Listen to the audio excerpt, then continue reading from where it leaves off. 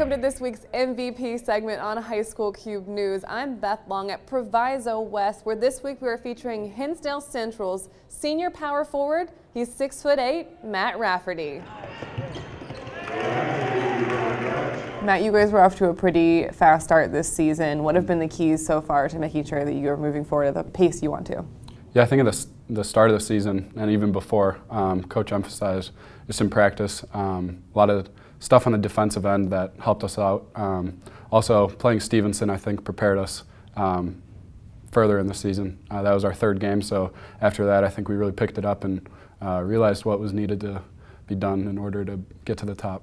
And there's a lot of talk about you and this whole team and your offensive performance and firepower, but just what makes you guys special on defense?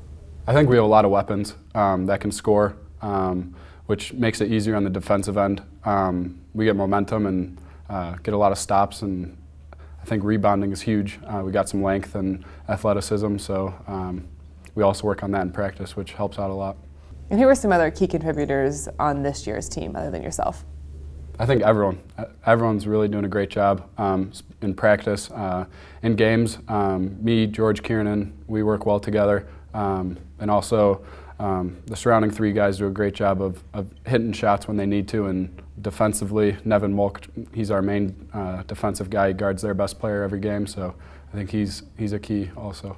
And you, this season, had a transition that you maybe weren't super used to because you didn't play football as a junior, did play football, quarterback for Hinsdale Central this year, along with Thomas Ives, who was pretty much your main target as wide receiver.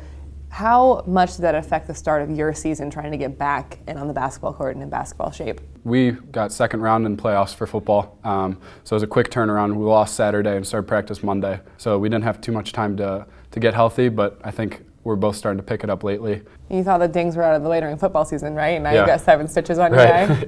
Yeah. What did you learn about yourself as an athlete on the football field that you're bringing back to the basketball court?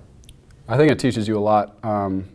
Just in life, never giving up. A bunch of that stuff can carry over to the basketball court, especially being physical down low, looking for teammates, and being unselfish. And you learned that you've had a pretty strong arm, right? Right. And one of the things that has been written and mentioned about you is that you're probably one of the most complete athletes on the basketball court in this area because of your size and your versatility. What do you think makes you so versatile? I think just being able to step out if I have a mismatch on the outside, being able to knock down a couple shots, and then taking them inside just to stretch out the floor a little bit. And it opens up a lot of guys on the perimeter to hit some shots. And what are some things you're working on this season, trying to get better at? Definitely my shot. I think it's gotten better, still room for improvement, and just looking for my teammates when they're open.